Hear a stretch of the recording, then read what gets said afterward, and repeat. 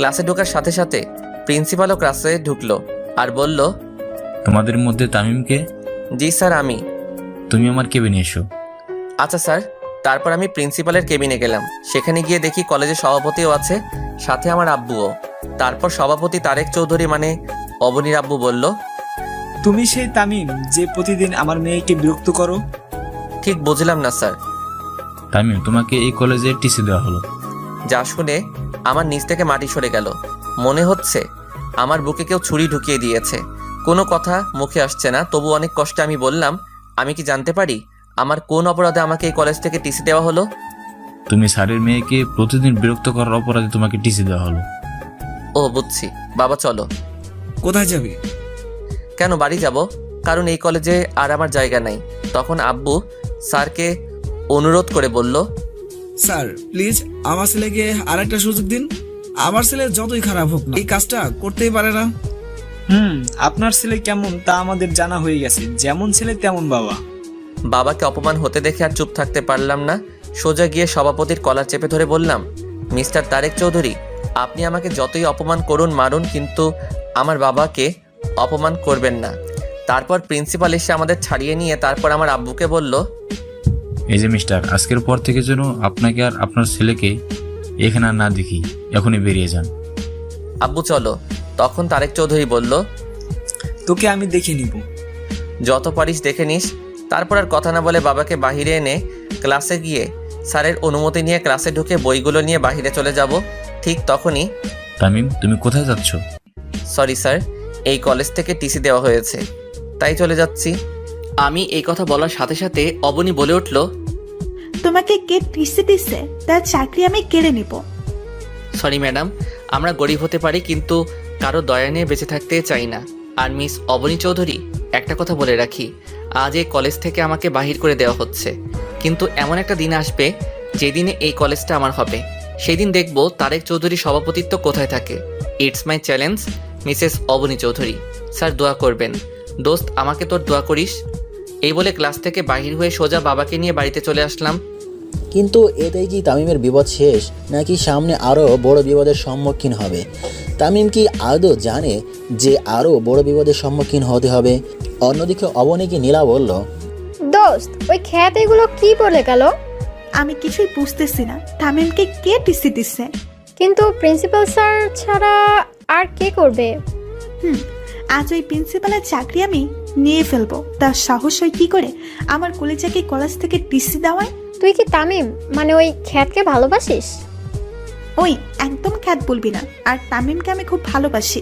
তামিমকে ছাড়া আমি বাঁচবো না। তুই ভেবে বলছিস তো? এখানে এত ভাবার কি আছে? আমি আমার তামিমকে আবার ফিরে পেতে চাই, তার জন্য আমি সবকিছু করতে রাজি। তারপর নীলা যা বলল সেটা শোনার জন্য হয়তো অবনী প্রস্তুত ছিল না। সরি অবনী, আজ আমার জন্য তামিমকে টিসি দিয়েছে।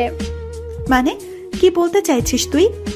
আসলে আমি আঙ্কেলকে বলেছি যে তামিম তোকে বিরক্ত করে, তাই আঙ্কেল কলেজে এসে তামিমকে টিসি দিছে।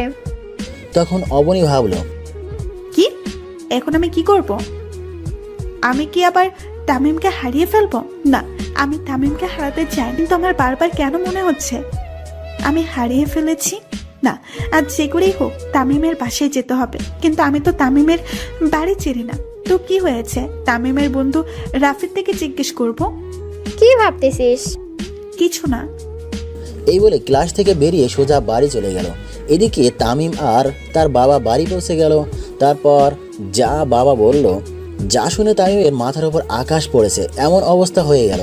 একদিনে দুইটা জ্বর তামিম সামলাতে না পেরে ব্যালেন্স হারিয়ে বসে পড়ে। কারণ তামিমের বাবা তামিমকে বলল, তামিম যখন বাড়িতে ঢুকতে যাবে ঠিক সেই সময় আব্বু বলল, তুই কোথায় যাচ্ছিস?